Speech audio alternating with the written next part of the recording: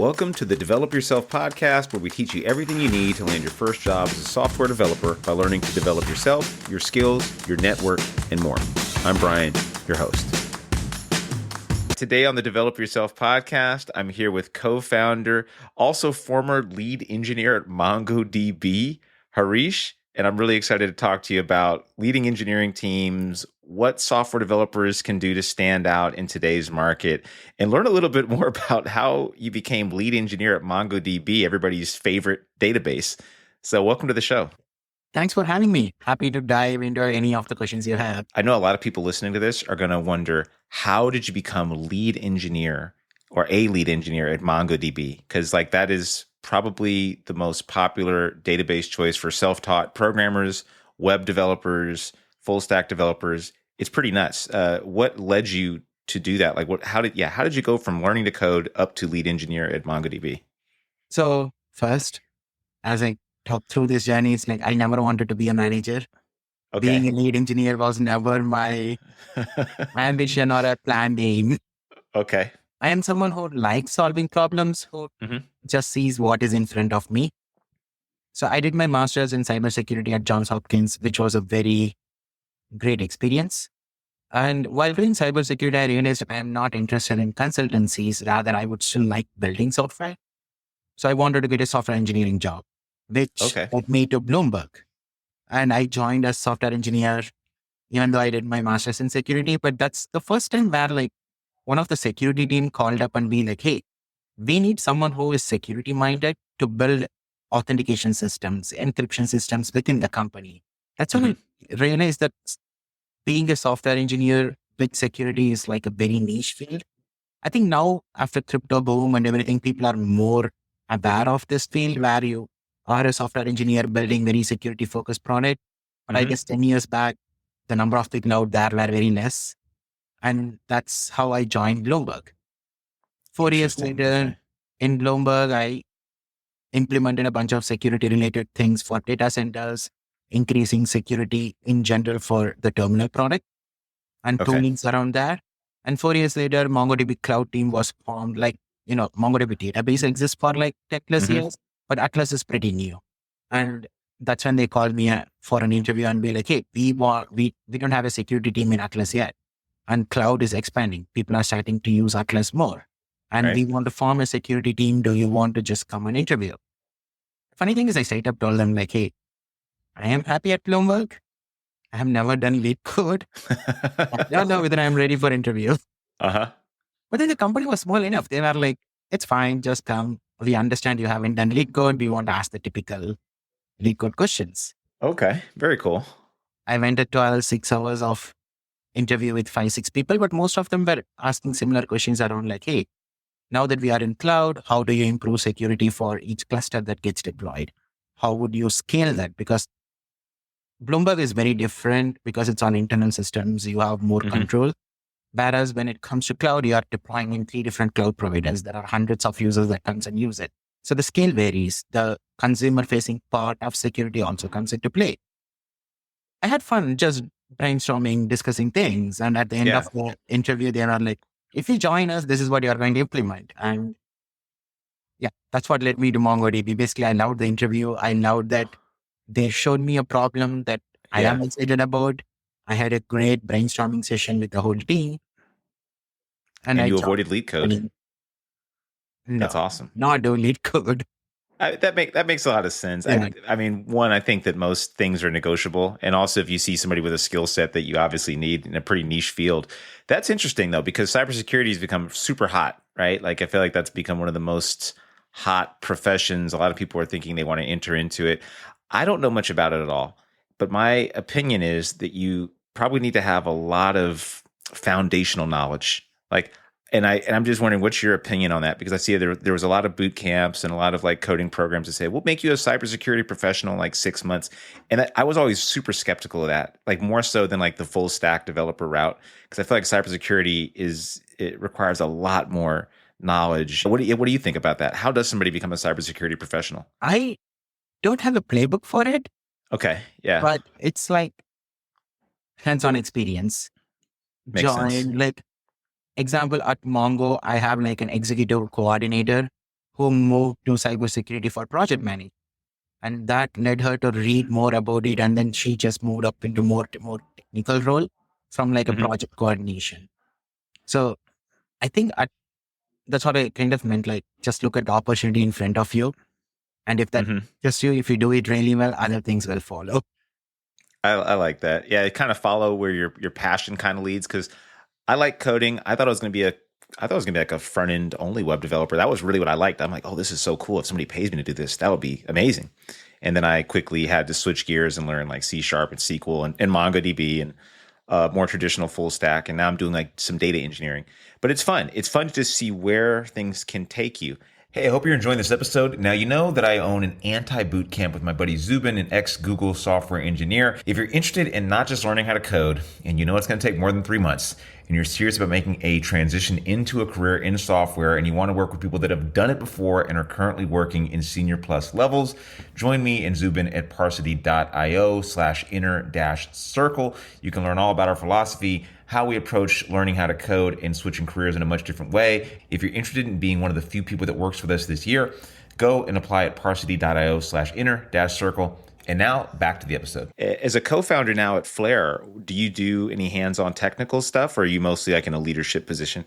I kind of built most of the platform, and I built most of the backend of the platform, and I have an amazing front-end engineers who has done like a tremendous job with the front end. That's also because it's like, as a co-founder, you need to do everything, sales to coding. You don't have much money. Yes, we raised a pretty hefty pre-seed, but that's still not like enough to have a bigger team. And it's also very important to be hands-on at the beginning stages, because you are still ideating. You are still moving fast. Your products is still changing. I have been like coding most of the time. I go on call and then I go for sales. What's your day like? What time do you start your day and end your day? I start the day around like 9:30, because my standard time with my engineering team is at 10. And usually I break around 4:35 and then log back in at 7, because my engineering team is in India.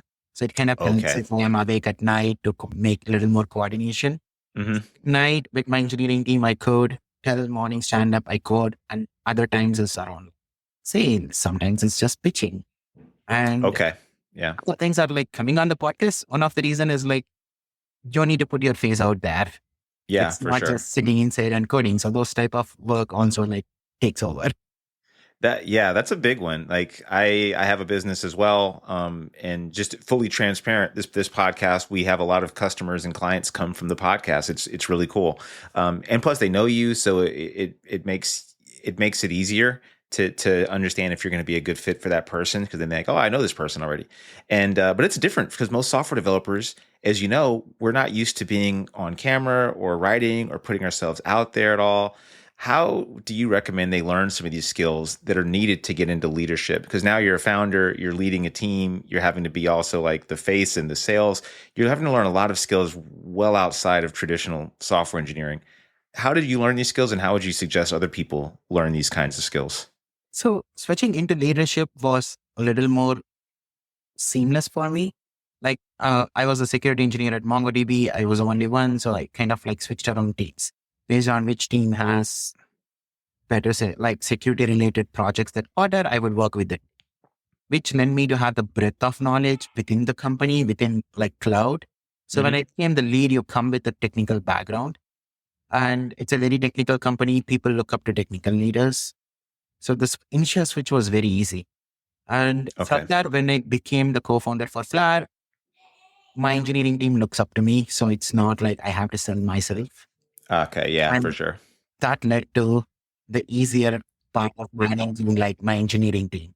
The harder part obviously is getting credibility with customers, putting these like face in front of like a camera. If it's just up to me, I wouldn't do that. I am someone who loves just being and like in the room and just like head down coding. Yeah. But you can't do that. And one of the biggest thing as founder that always happens is getting out of your comfort zone. You grow personally, you have to challenge yourself. Otherwise, you don't want to be a founder. You might want to be a founding engineer, founding product manager. So it's kind of a choice you make. Yeah. Not Yeah. everyone has to be a founder. Not everyone needs to seek this uncomfortable situation. Yeah, I'd actually say most people should not be founders, or really most people shouldn't really even manage people. To be completely honest, I was a manager for a brief amount of time, and I was kind of shocked how different it was. I'm like, this is. They always say it's not a promotion; it's a job change. I'm like, yeah, whatever. And I'm like, oh, they were right. Like, this is a complete different job. I liked a lot of aspects of it, and I was also completely unprepared for many aspects of it as well. It's a little easier to deal with code than people, as you probably know. Because that, like, as manager at a company like MongoDB, I need to manage. Whereas when you're a founder, people reporting to you, you don't want to manage them. You want everyone to be self-sufficient. So basically here, I'm not managing people. The founding team needs to have that. I will do things myself. I will come to you if I am stuck, if I need any questions. Okay, that leads me to a good segue here, because I have worked at a lot of startups. I'm working at one now, in addition to running my own business too. And I've been the founding, or one of like the few engineers on the last 2 companies where I've worked, and in the past as well. It's way different. Can you tell me like what you're looking for when you're hiring engineers at an early stage startup or just a small team? Yeah, first, cultural fit is very important because it's a small team and you are going to go through a lot of stressful days. So it's really, really important to have the cultural fit. For the second part about solving problems is like first of all, if someone is waiting to me assigning a ticket, someone comes to me and saying, what should I work? Yeah, right. They are not the right person for my founding team. Yeah. They need to pick work. They need to figure out what to do. And you come to me with like suggestions and solutions and not just problems. It's a really good one. Yeah. And in terms of technical challenges, I would say let's have fun, right? Sometimes I use this called BFF pattern. Sometimes we would do a hackathon and be like, if I complete the endpoint first, I will define what the contract needs to be. And the front end people is like, if you complete it first, you define what the contract would be, and I would change my code to adapt to the routing layers.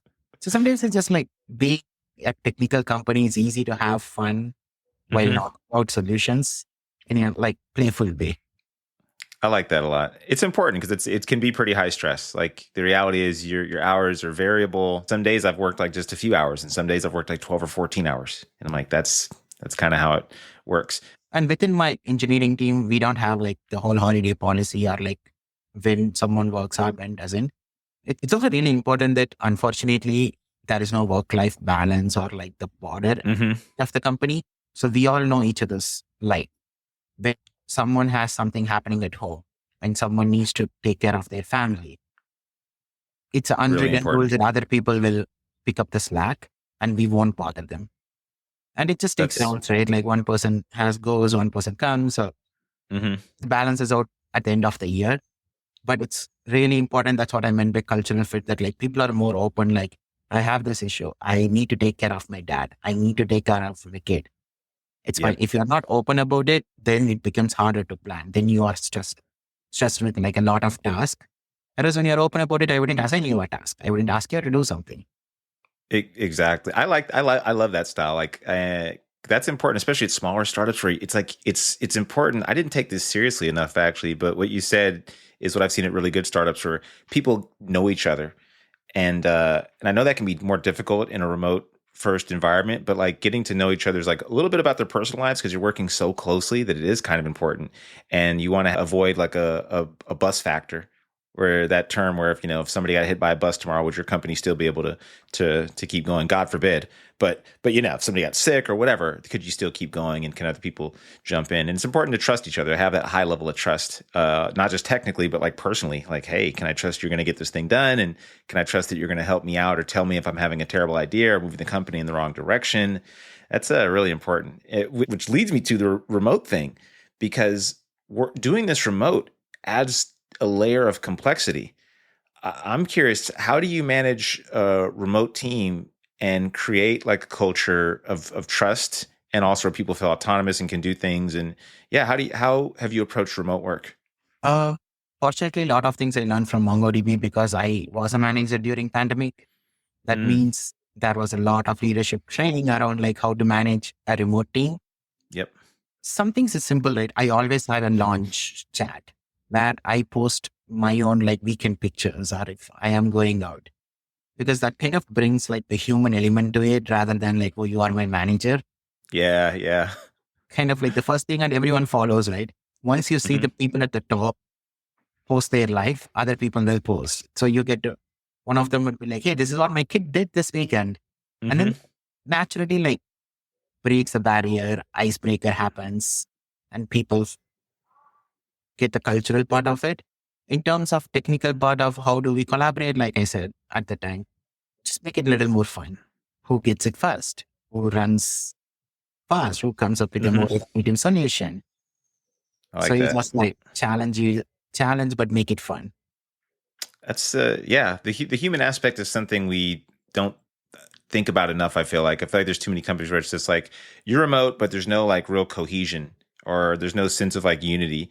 I remember when I first started working remotely, I was terrible at it, and one of the things I was really bad at was communication, and I didn't understand the differences in communication between being in person and being online, which meant I got used to just coming in the office and people would see me and they'd see what I'm doing and that'd be it, right? And then online, that's really a terrible idea. You can quickly just disappear into the void.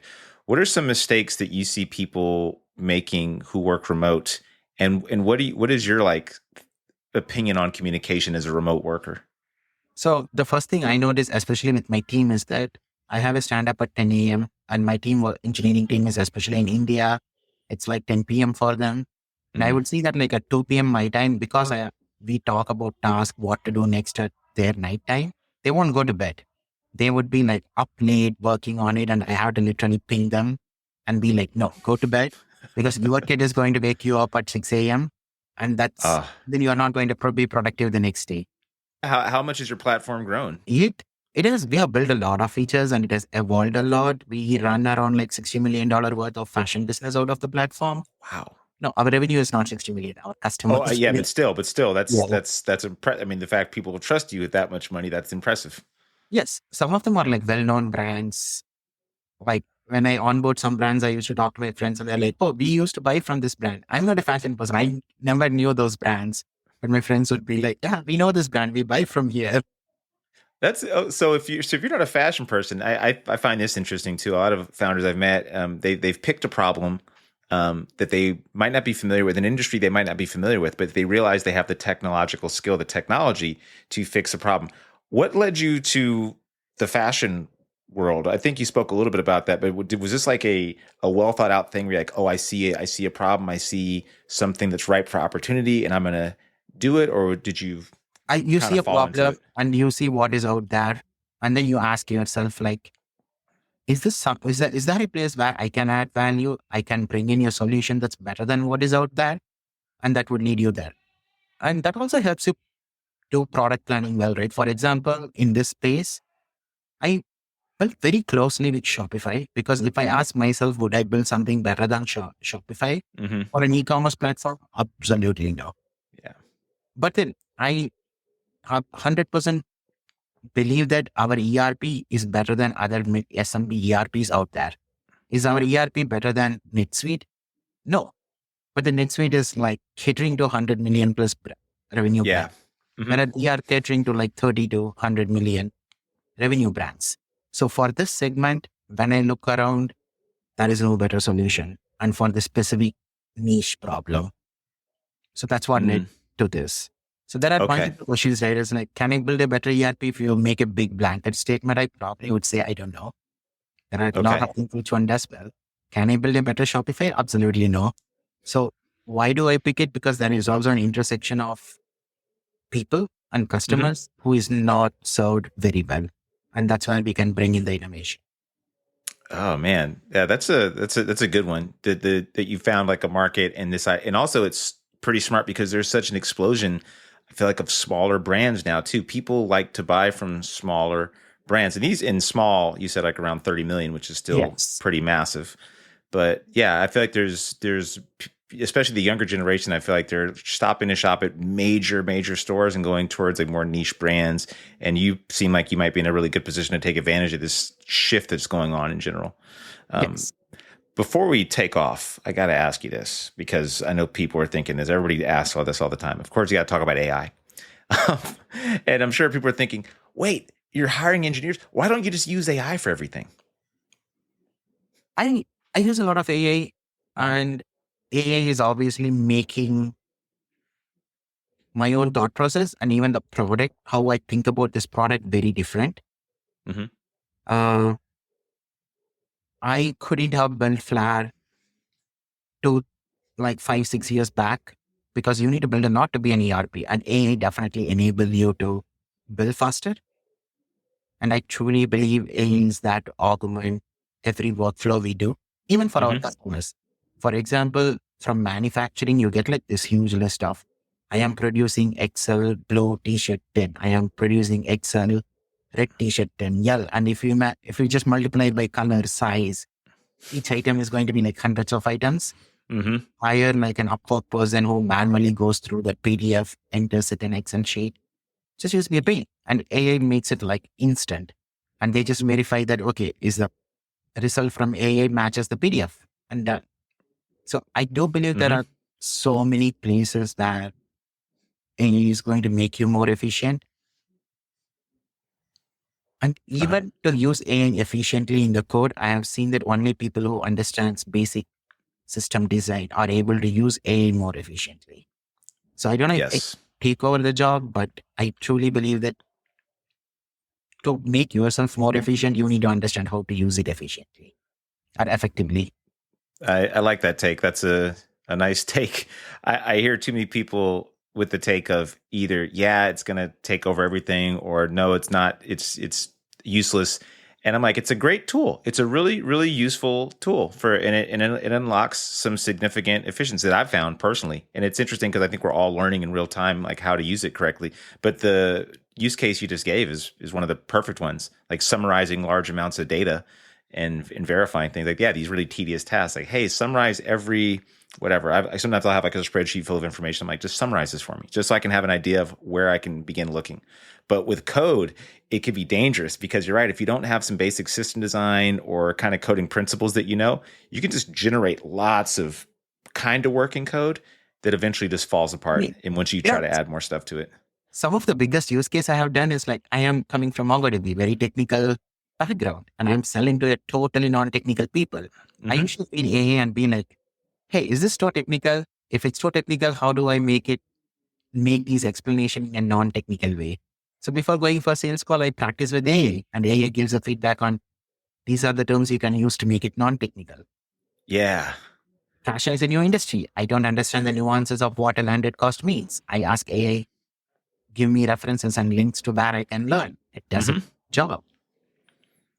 And it makes my life easy. Oh, yeah. Yeah. I love it for that kind of thing. It helps me write my emails. If I'm trying to write something technical and like put it in a public channel with non-technical people, I use it for the same thing. I'm like, hey, does this make sense? How can I explain this with an analogy? Can you give me an analogy that describes this relationship I'm trying to talk about? Yeah, that's a super good one. That's one that, again, people don't talk about enough. It's always like, how can it write more code? I'm like, yeah, we get it. It can write code. There's plenty of other things it can do too. Where can people find you online? Are you online? Are you like talking online or what? Active in LinkedIn. Usually I love when people reach out to LinkedIn, I usually reply back. Awesome. Okay. Very cool. And if they want to learn more about Flaire, they can go to your website, I assume, right? FLAIRE, Flaire, and you're located in New York. Excuse me? FlaireSoftware.com. FlaireSoftware.com. Yes. Okay. Awesome. Well, thank you so much for being on the show today. Really appreciate you taking the time and had a great conversation with you. Thanks for having me. That'll do it for today's episode of the Develop Yourself podcast. If you're serious about switching careers and becoming a software developer and building complex software and want to work directly with me and my team, go to Parsity.io. And if you want more information, feel free to schedule a chat by just clicking the link in the show notes. See you next week.